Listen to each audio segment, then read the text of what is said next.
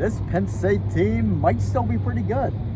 At the same time, the issues, which have really been the story of what's turned into a very disheartening 2025 season, is that Penn State has a team on the ropes, can't close the deal. Same thing today, albeit this was against number 2 Indiana. It's a game that nobody really expected Penn State to win. It's a game that few people, this guy being one of them, expected to be close. You were not one of them. But in all seriousness, it's, there's a lot to be proud of, right? Not just for the final score, but for the way things happened and for the guys that performed well and could be big pieces of Penn State finishing out strong over these last 3 games.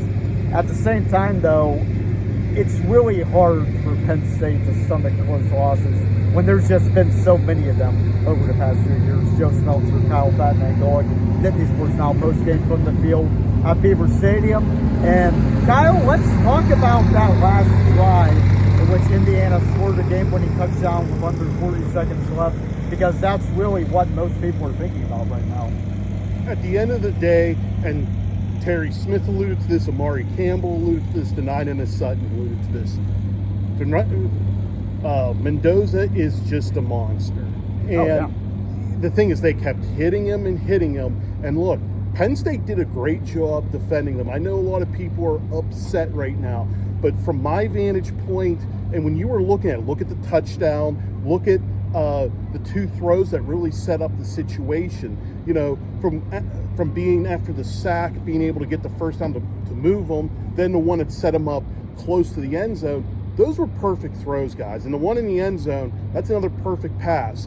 So it's like, it goes back to what Terry was saying post-game. It's the blades of grass. It's literally, Penn State had it 99.9999% there, but they got that one piece, that one little piece that got them over the edge. And I mean, Joe, it's so unfortunate with this team this year. Yeah, and people are going to be talking about the last Indiana scoring drive. There's people that are going to be talking about the drive preceding that, in which Penn State's offense had a chance to put the game away and didn't. But plays that stick out to me are Penn State's last drive of the first half and Penn State's first drive of the second half. Katron Allen's fumble, which led to 7 points toward the end of the first half, and then Ethan Brunkenmeyer's interception at the beginning of the second half. I don't want to beat up on those guys specifically, because Katron Allen has been the best player on this football team really all season, and Ethan Brunkenmeyer was fantastic today, all things considered. We'll talk about that. But it can't be denied that those plays led to 10 Indiana points, and in a game that you lose by a field goal, that's a big deal. Yeah, it goes back to what, Steve Jones was mentioning this on his radio show. It goes, what's the hardest thing with this team this year is it's not one person or one issue. It's a critical mistake by a player who typically is great. And you alluded to that, Joe, with Katron Allen. You can't beat the guy up. I mean, he's been one of the shining spots of this team this year. And look, that fumble was ill-advised. The interception I didn't have as much of a problem with, because they were throwing the ball downfield. True, but at some point, Brunkmeyer just has to say F it and just put it out there. The one thing I wish they would have done on the ensuing series, and you saw it happen, is they go to run the ball and Indiana blows it up. Sometimes you just got to go back to the shotgun with it and just make a pass to put a statement out there that we're here to throw it and we're just going to do it.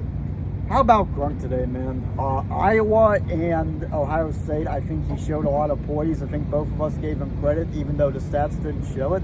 The stats showed it today. 22 of 31, I think it was, 219 yards, a touchdown to Singleton, which probably should have been the game winner, and that interception. But, man, this guy, the connection he's building with Trevor Pena, and going against 3 of the top 5 defenses in the country consecutively for his first 3 starts in college football.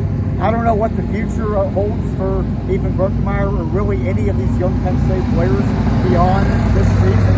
But it's really hard to not be impressed with Brunk, not just today against Indiana, but really ever since he's been thrust into a role that nobody expected him to have.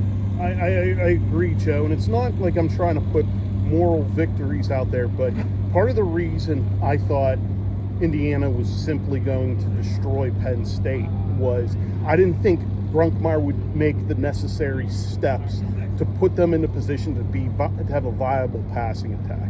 He actually did that today. That is something we haven't seen all year, really. Even with Aller. Yep. Aller never was this year for some reason, and we could diagnose and do the autopsy in the postseason.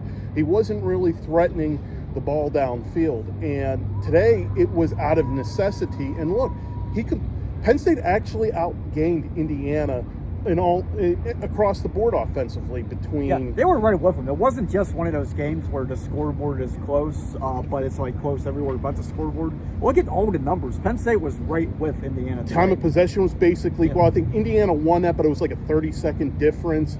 You had Penn State had an edge in passing yards, rushing yards. I mean, they were close in first off. Indiana got the edge there, but it's you got to give them credit that it showed up. And offensively, even defensively, like I had faith going into that final drive, Joe, all year. And this guy can tell you point blank, I had no faith at times. And today was one of the first times I truly believed in the Penn State defense, and I still do. I think I really feel after this game that this team will put together some wins. I think they're motivated and galvanized. Maury Campbell said we're just taking it a game at a time, but I really feel, Joe, I know you've been the optimist and I've been the pessimist, but yeah.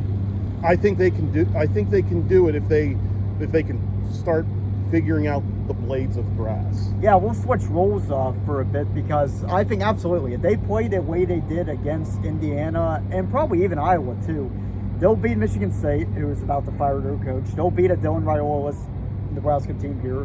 They'll beat Rutgers and Piscataway. The only thing holding them back is thinking about how close they came today and using that as a negative instead of focusing on the positives that happened here today. Yeah. That's the one thing that would keep Penn State from finishing 66. And here's the thing, guys. This Indiana team went into a ranked matchup with Illinois and put 60-plus points, eviscerated Maryland last week. They went into Autzen and really dominated that game bell to bell. They weren't dominating this game whatsoever. This was a dogfight. This team showed something today that you to rally around. And I'm not a person that tries to say to the fans, "Hey, you got to do this." But I think the senior day coming up in 2 weeks with Nebraska coming to town, you might want to give these guys the proper send-off, because they're really still showing fight, even when they had every reason to pack it in. Yeah, well, we're not packing it in on Nittany Sports Now. This is just the beginning. We'll have plenty of coverage from Beaver Stadium, myself and Kyle, both on our site, on our Twitter account, and on our YouTube account. Final Indiana 27, Penn State 24, a lot closer than a lot of people thought, and we'll have plenty more from this one. See you in Michigan State.